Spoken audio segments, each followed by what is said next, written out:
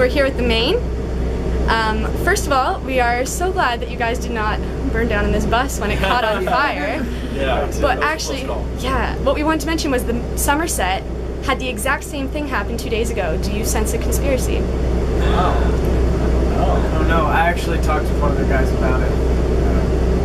We exchanged some pictures and he was explaining that it wasn't quite as disturbing as our experience, but yeah, I don't know. So we win like the bus fire? Yeah, we win the bus fire contest. So ours is way worse. We're like more so dangerous. more dangerous. We like way almost died more than they did. Well, Pat, you were on the bus, right? Yeah.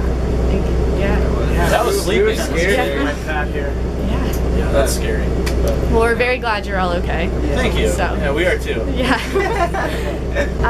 So how is the writing process for Forever Halloween different from that of other albums? And would you say being completely independent of a label changed things?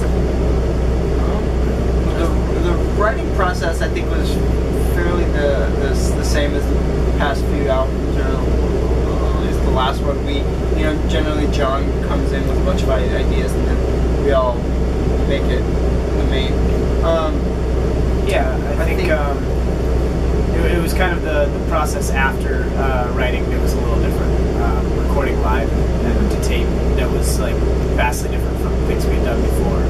But And it was the second time that we had done an album without a record label, so we were kind of used to being completely in control of everything that was happening. Because on Pioneer, there wasn't even a producer, it was just us doing it. This time around, we had Brendan Benson, which was kind of cool to kind of corral all of our crazy, wild thoughts into like being focused and making an album that made sense. So it was definitely different than making a record while we were on a label in the past, just because it was all on us. So what's it like being on tour with some of your good friends in A Rocket to the Moon and all the other bands, especially with A Rocket to the Moon disbanding after this tour? first of all, that's sad. It's bittersweet. Yeah. I think it feels good, to be a part of the last tour. We kind of came up with them, at the same time we went on the road together, all that stuff. So it feels like it's all coming back around. Yeah, it's been great. I mean, it's some of our best friends in the whole world, so we really enjoy being out with all these guys. And it's been awesome so far. It's fun. It's something different than you make a lot of good friends out on the road, but it's like this is a different type of thing. These are friends from before we were even in bands. Yeah, just kind of become family with people like that eventually. So what message would you like fans to take away from Forever Halloween? Wow. I mean, first and foremost, we hope that people form their own attachment to the record. That's kind of how we've always done things. But I mean, I think there's a lot of different messages throughout the record. I think it's not exactly just one thing. I guess I would like people to see that you can do things differently than what's become the norm, and just in life in general, and that that's okay. That you don't just have to follow exactly how things are done. Things don't have to be perfect. And there's something special about mistakes, things like that. I think that's kind of a big thing for us in this song. What would you say gets you amped? 28 Red Bulls. 28 Red Bulls. I think what's the limit before you die? Might be 28. Maybe 27? It is 27. I'm just and then dead. walking that line, just right on death. I think it all gets us really excited to travel. We've been to a lot of places recently, and we are really excited to continue traveling around the world. At least that's for me. Wow, you took all the good ones.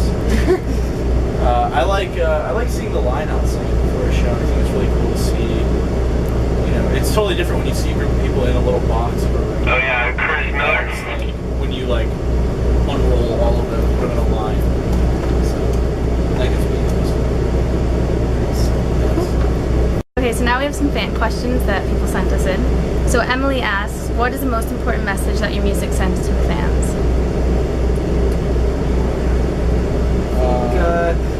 hopefully, you know, I would like people to think that, or to be aware that, you know, we're out here working hard and that we're making songs for the sake of making music and hoping that they enjoy it, and that, you know, we're not doing it to be on the radio and not doing it for things like that. And, you know, I guess hopefully it could be some type of an inspiration for people to put in the work and whatever they do.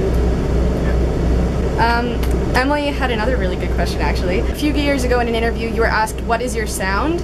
And you said that you were still trying to find it. Do you think that you've found it now, or are you still looking? It's a tough one. I think it's a matter of every record that we make is, and this is kind of changing our original answer, I suppose, but every record that we make is a photocopy of where our band is at every time. So we're not, like, when we made Can't Stop, Won't Stop, it's not like we were going for forever. We were trying to sound like something, we just couldn't do it. It was just, that's what we knew at the time, that's what we were influenced by at the time, and, you know, I would hope that as we continue to play music, it's gonna just continue to grow. I think it's bound to grow and change. And Yeah, I mean, so I guess hopefully we don't ever have a sound, because I guess then that would mean we're making the same album over and over again. So I guess hopefully we just continue to grow and evolve our sound. Valentina asks, if you could go back and relive one moment from the past 6 years, what would it be?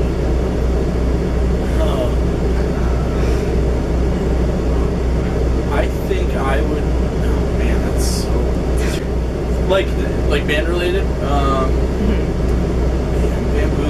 This Bamboozle we just did recently was really fun, but I can't it's really pick hard. that. It's like just one. I would like to. I would like to go back to a show that we played in 2007. For the kids. Not that one. Okay, no. that's gonna be mine. 2000. That was awesome. 2007. We played at the Trocadero balcony to like 200 people with Danger Radio and Power Space, and we had to walk through the crowd to get to the stage. it was like out, you know, it was like back in the time period of our band where we just absolutely we were just going with it. Like we were not prepared for anything. We were just doing it, you know. Yeah. And it was just the funnest show ever. I would like to go back and see that. Then we played, when I was talking about, we played for like a school of kids, and it was from like kindergarten to like 7th graders, 6th graders. And all these it little was kids just that are like, just so excited. yeah. That was one of like, you can have like all the shows we've done in South America and all the festivals and all that stuff. Like that show, for whatever reason, was like the funnest, most like cool, awesome feeling. That was so great. But Clarissa wants to know, when you first started recording Forever Halloween, did you plan on recording it live, or did that just kind of happen as you went with it? Yeah, that was the plan from like pretty early on. We were, you know, talking to a bunch of different people about recording the record and who we were going to record it with. At some point along the way, we kind of decided that was a path that we wanted to take, and then I think once we found Brendan, we were for sure that it was going to happen. yeah, and then once we found Brendan, that's also he decided to continue down that road. Rebecca asks, how do you feel about fans getting tattoos of your lyrics or tattoos that are dedicated to you? That's always such an unbelievable thing. I can't really conceive, understand it. I can't understand like how. I mean, I guess I can, but It's strange. I mean, it's weird to think that like that's gonna be there when they're 80 years old. It's gonna look way different. It's gonna look way different. But like the fact that, you know, they are forced to not forget about the fact that we have 8 albums out, but there are 10 albums out, or whatever. You know, like they're forced to remember our band, which is like cool. You know, it's awesome. It's an honor that, like, to have it for sure. but it's intense. Yeah, it's a wild thing. It's something you can't really wrap your brain around. It's an honor. It's an honor, privilege. A privilege. Yeah, a real great right, well, thank you so much for having us. you. Have a great show and tour. Awesome. Thank you so much. Thanks a lot. That was it.